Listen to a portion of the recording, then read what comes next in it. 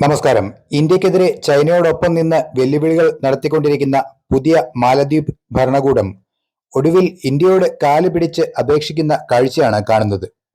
ഇന്ത്യയുമായി അനുരഞ്ജന സാധ്യത തേടി മാലദ്വീപ് പ്രസിഡന്റ് മുഹമ്മദ് മുയ്സു കഴിഞ്ഞ ദിവസം രംഗത്ത് വന്നിരിക്കുകയാണ്.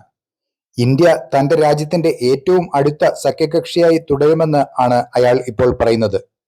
മാലദ്വീപിന് ഇന്ത്യ കടാശ്വാസം നൽകണമെന്ന് അയാൾ അഭ്യർത്ഥിച്ചു.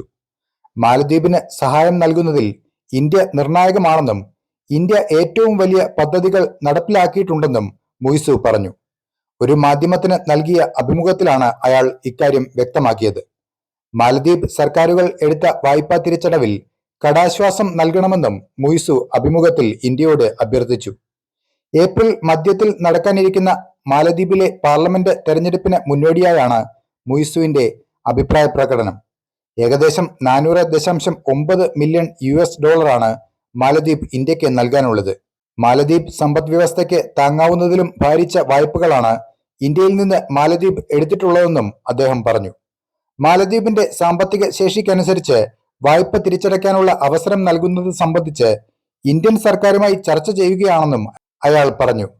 വായ്പകളുടെ തിരിച്ചടവിൽ ഇന്ത്യ നടപടികൾ സുഗമമാക്കുമെന്ന് പ്രത്യാശ പ്രകടിപ്പിക്കുന്നതായും മുയ്സു പറഞ്ഞു. അധികാരമേറ്റ ശേഷം ചൈനീസ് അനുകൂല നിലപാടാണ് മുഹമ്മദ് മുയ്സു സ്വീകരിക്കുന്നത്. മെയ് 10 ഇന്ത്യൻ സൈനികരെ ദ്വീപിൽ നിന്ന് പിൻവലിക്കണമെന്നും മുയ്സു ആവശ്യപ്പെട്ടിരുന്നു. തുടർന്ന് ഇന്ത്യ സൈനികരെ പിൻവലിക്കൽ ആരംഭിച്ചു. ചൈനയുമായി പ്രതിരോധ കരാറിലും മാലദ്വീപ് ഒപ്പിട്ടിരുന്നു.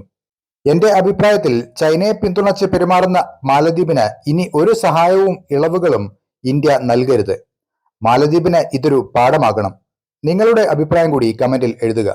അപ്പോൾ മറ്റൊരു വാർത്തയുമായി വീണ്ടും കാണാം. നന്ദി.